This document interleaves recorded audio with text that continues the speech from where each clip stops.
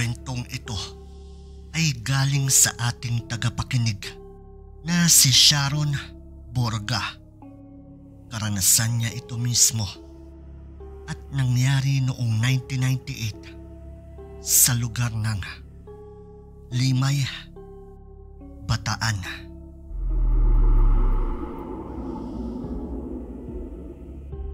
Hindi naman talaga lingid sa kaalaman ng mga tao na may mga kaluluwang pagala-gala dito sa ating mundo. Ang iba'y naghahanap ng katarungan sa kanilang pagkamatay. Ang iba na may hindi maiwan ang kanilang mga mahal sa buhay. Pero ano kaya ang gagawin mo kung may kaluluwang nagpapakita sa iyo at ang dahilan nito ay para kuhanin ang buhay mo? Kakayanin mo kayang pigilan ito at ipaglaban ang sarili mong buhay?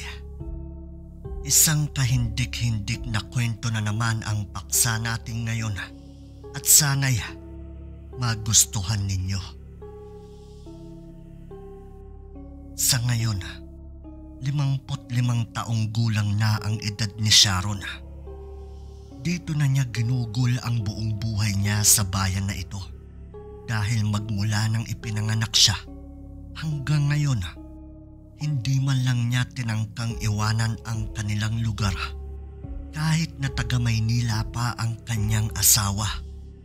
Ang dahilan, hindi dahil ayaw niyang iwanan ang lugar nila o ang pamilya niya, kundi dahil ikamamatay niya kapag ginawa niya ito. Natural na lang kay Sharon ang makakita ng mga kaluluwa. Kadalasan pa nga, siya ang nilalapitan ng mga to upang kausapin o di naman kaya'y hingian ng tulong. Kaya naman nung panahon na yun, sa edad na 13'y masasabi mong iba't ibang kaluluwa na ang nakita niya, mapababae man, lalaki o maging bata. Lahat ito ay nakita na niya. At ang karamihan nga sa mga to'y paghingi ng tulong ang dahilan ng pagpapakita sa kanya. Pero ano naman ang magagawa niya? Bata pa lamang siya nung panahon na yun. Kaya naman tuwing makakakita siya ng kaluluwa, agad siyang tumatakbo sa kanyang ama at ina. Na bagay naman na alam din ng kanyang mga magulang dahil ang kwento nitong kanyang ama, magmula daw sa ninuno nila hanggang kay Sharon, lahat sila'y may ganitong kakayahan. Oo, maging itong tatay ni Sharon ay nakakakita rin ng kaluluwa. Pero ayon dito, hindi tulad ng mga nagdaang henerasyon sa pamilya nila. Mas higit ang kakayahan ni Sharon dahil nagagawa nitong anak niya nakausapin ng mga kaluluwang nagpapakita dito. Ito kasing tatay niya, nakakakita nga ng mga kaluluwa, ngunit wala naman siyang kakayahang kausapin ng mga ito. Kaya naman kasabay ng paglaki ni Sharon ang gabay na ibinibigay ng kanyang ama. At nung tumungtong nga siya sa edad na 19, hindi na siya natatakot. Bagkus ay siya na mismo ang nagtatanong kung ano ang kailangan ng mga kaluluwang ito. Akala niya noon ay kaya niyang gawing normal ang buhay niya kahit na may ganito siyang kakayahan. Pero hindi naglaon. Naging kalbaryo na niya ang kakayahan niyang ito dahil ito ang naging dahilan ng pagkakaroon niya ng banta sa kanyang buhay.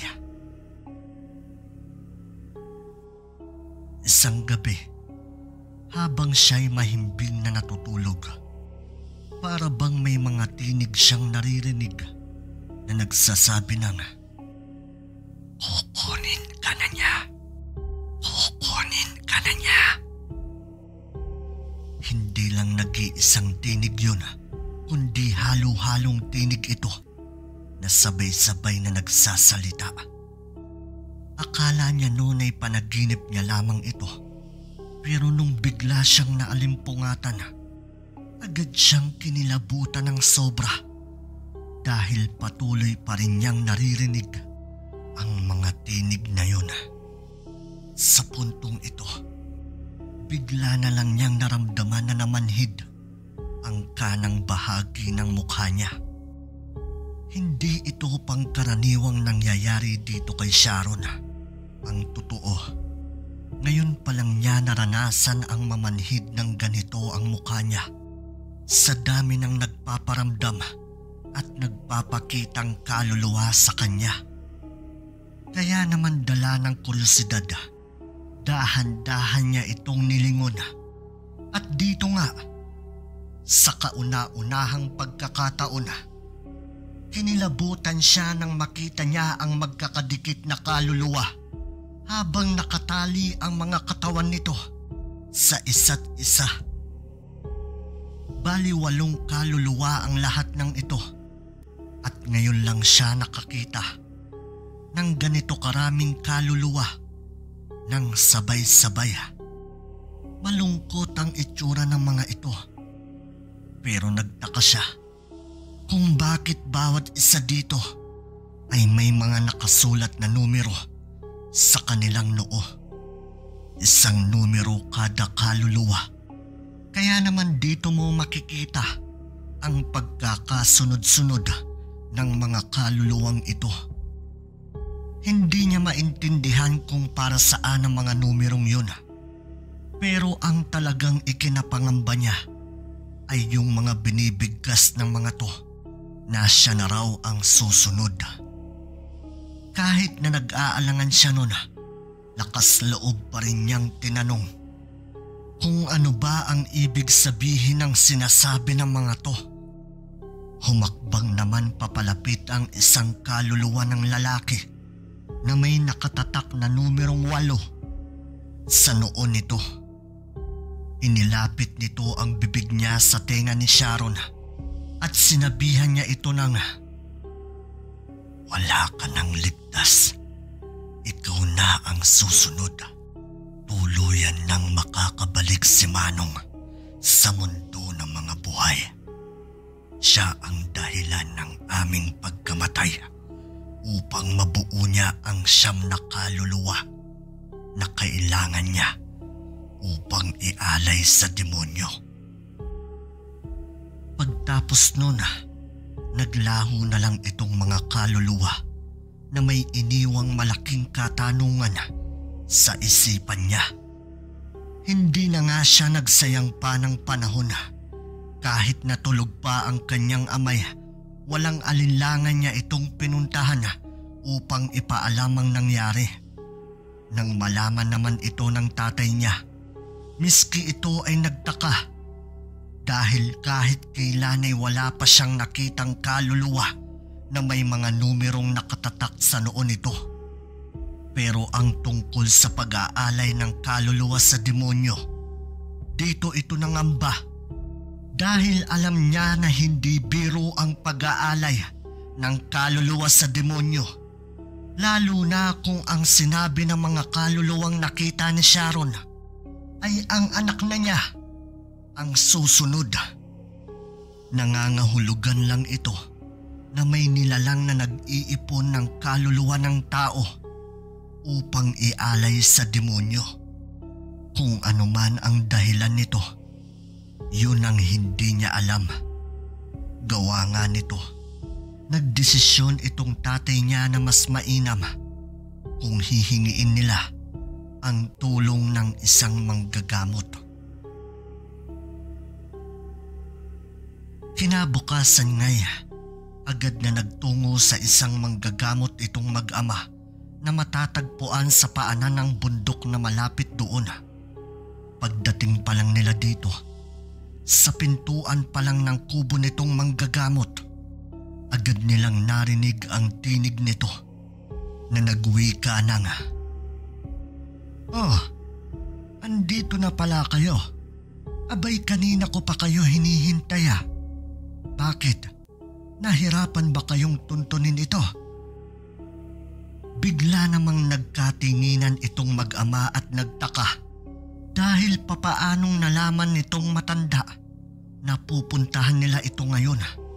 Pagpasok nga nila ng kubo, kita nilang nakaupo dito ang matanda habang may mga dahong hinihimay na para bang mga halamang gamot. Pagkakita pa lang nitong matanda kay Sharon, agad na wika nito. Naku, tama nga. Ikaw na nga yun, ang panghuli.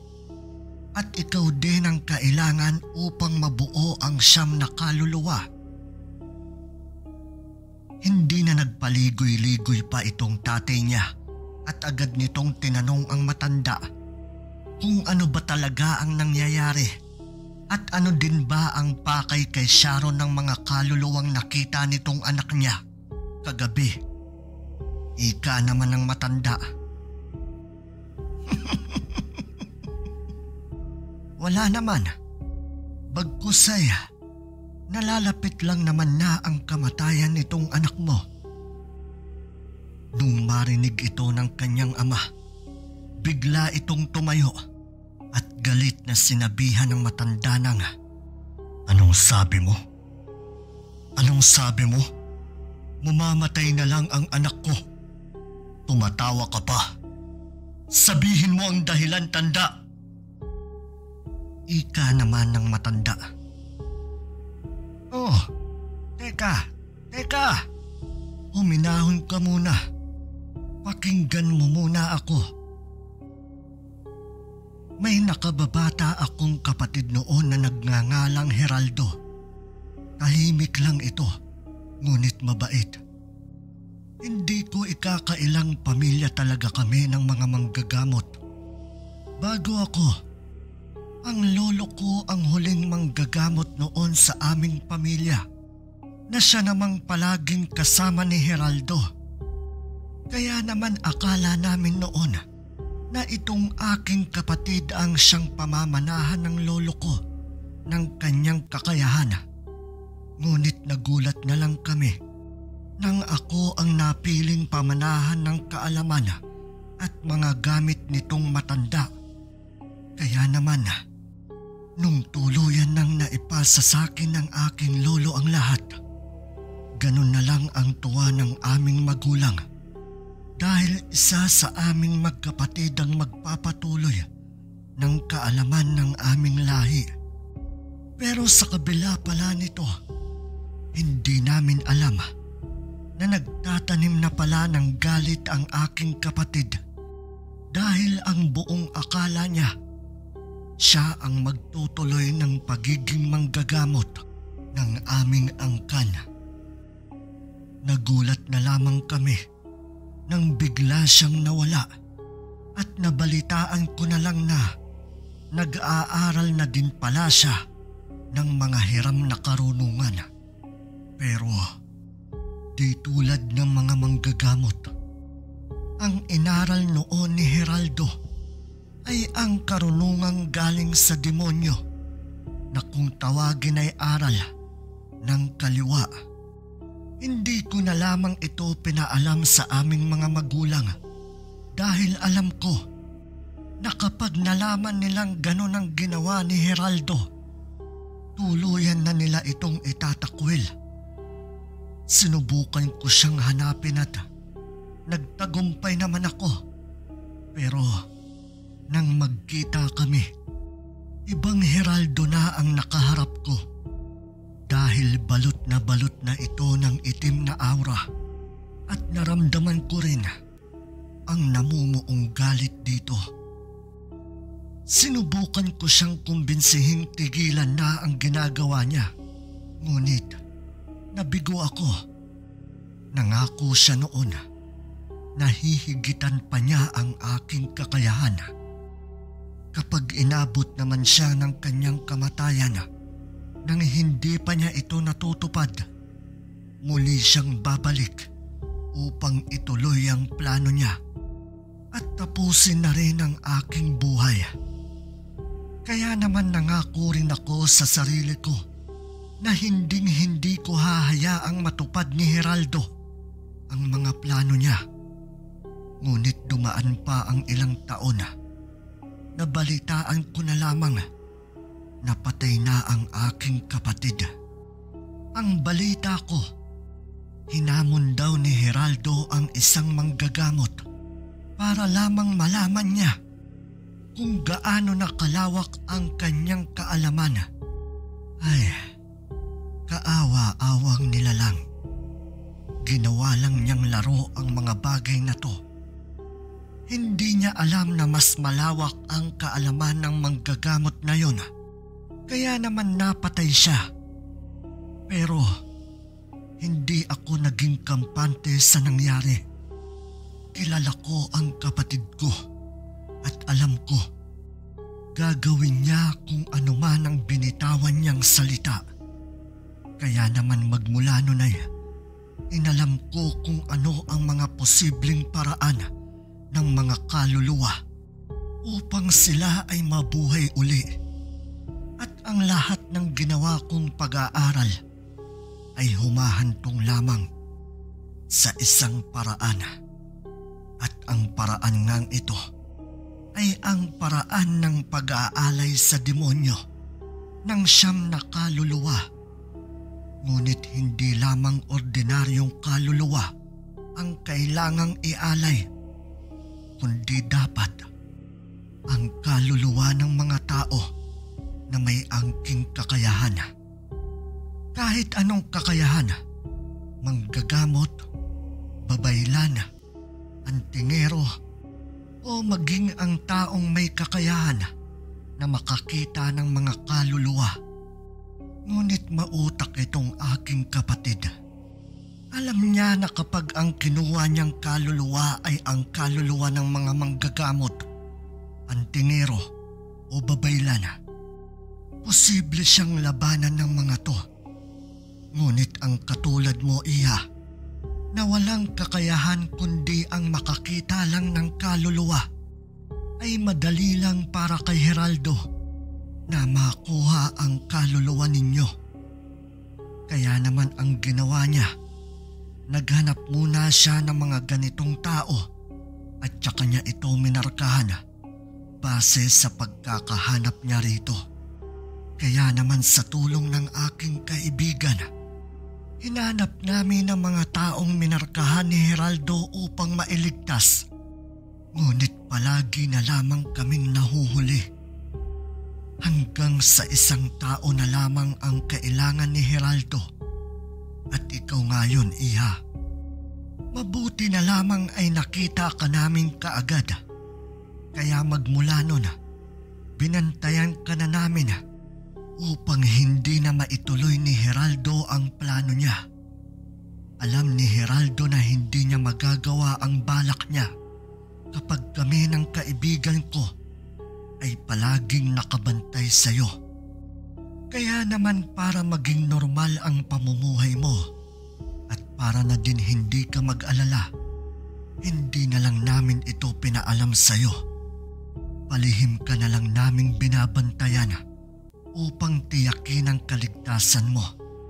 Alam ko naman na darating ang araw ay hindi man kami ang magsabi.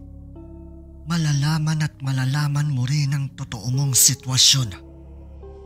Kaya naman hinintay ko na lamang na malaman mo ang lahat at magdesisyong puntahan ako.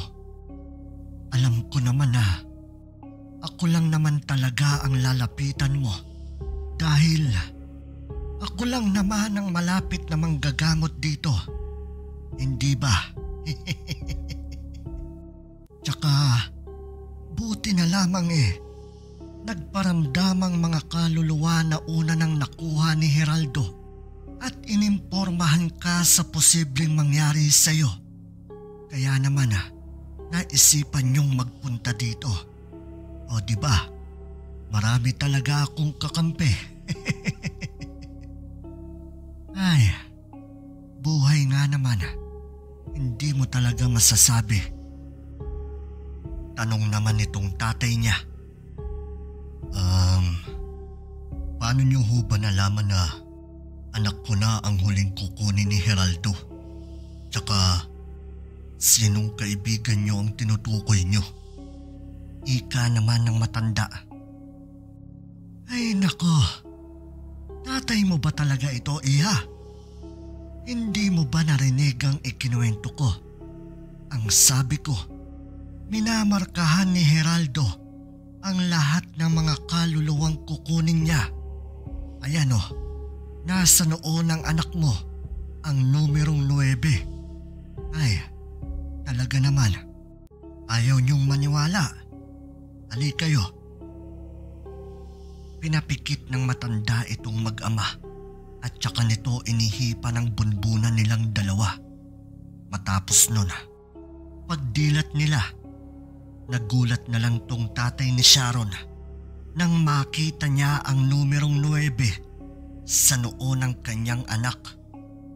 Tinignan naman ni Sharon ang sarili niya sa salamin at dito nga niya nakita ang numerong tinutukoy ng matanda. Ika nitong matanda. Ayan ha, binuksan ko na ng tuluyan ang inyong ikatlong mata upang makita nyo palalo ang mga nasa paligid ninyo. Malaking tulong din yan. Agad nyong malalaman kung may nilalang nagagawa sa inyo ng hindi maganda. Dahil mula ngayon, kahit anong nilalang pa yan, makikita at makikita nyo na ito. Oh, tignan nyo yung nasa bintana. Paglingon nilang dalawa dito, halos simatayin itong dalawa dahil sa unang pagkakataon nakakita sila ng ganitong nilalang. Maitim ito, parang buhol-buhol na ugat ng puno ang buhok nito, ngunit wala itong mata at ilong. Agad nilang tinanong kung ano ang nilalang na yun. Sagot naman itong matanda. Yan ang kaibigan ko. Engkanto yan. Kaya naman nababantayan ka niya, iha, kahit na hindi mo ito nakikita. O siya, ganito ang gagawin natin. Hinahanap ko pa rin ang kaluluwa ng aking kapatid. Ngunit dala ng kaalaman niya na itatago niya ang sarili niya. Alam kong naghihintay lang siya ng pagkakataon upang makuha ka niya. Pero hinding-hindi mangyayari yun, iha, hanggat nandito ang engkanto na yan. Inutusan ko na siya na habang buhay ka na niyang bantayan.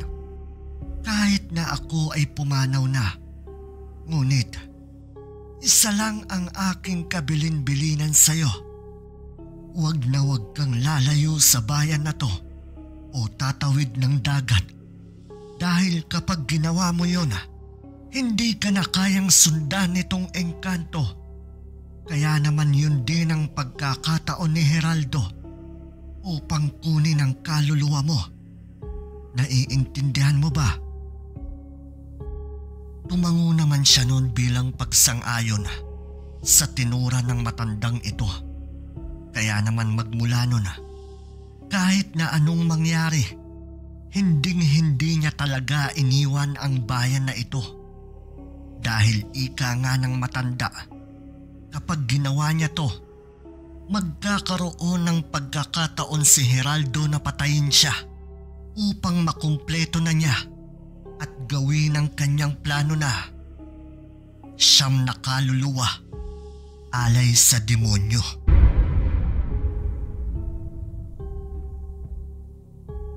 Ayun oh, ayos. Wow na wow tong kwento natin oh. Grabe.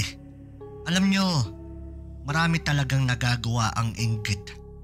Pwede kang makapanakit, pwede ka ring makapagnakaw, pero ang matindi, makukuha mong makapatay ng kapwa kapag punong-puno ka ng inggit. Walang idudulot na maganda ang ugaling ito. Mainam pa na kung may gusto man tayo, sikapin nating makuha ito sa matinong paraan.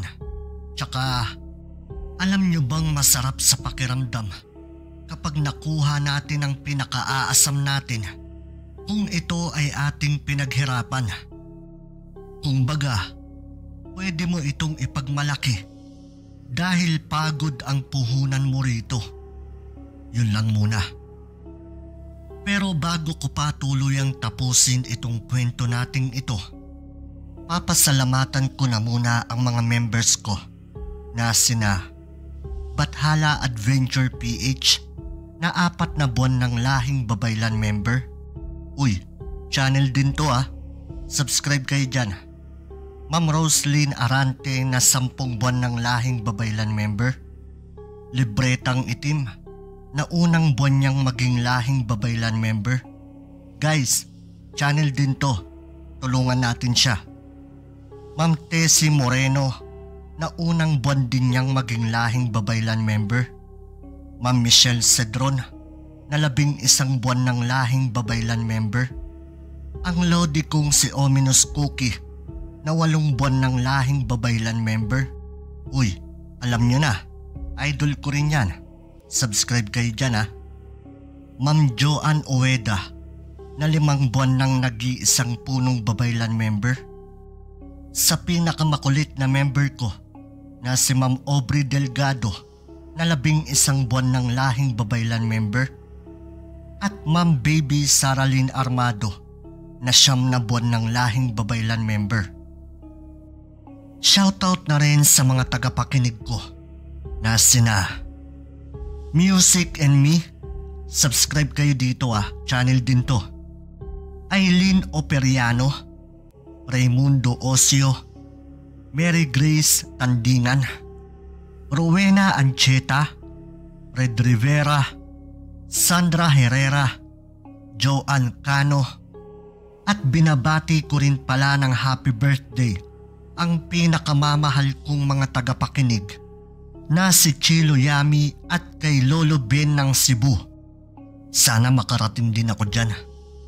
Lolo Ben, ingat po kayo palagi dyan. At naway balang araw ay makita ko rin kayo. Yun lang po. Happy birthday po uli sa inyo at kay Chilo Yami. O mama, ingat palagi ah. So paano? Hanggang dito na lang muna. Salamat.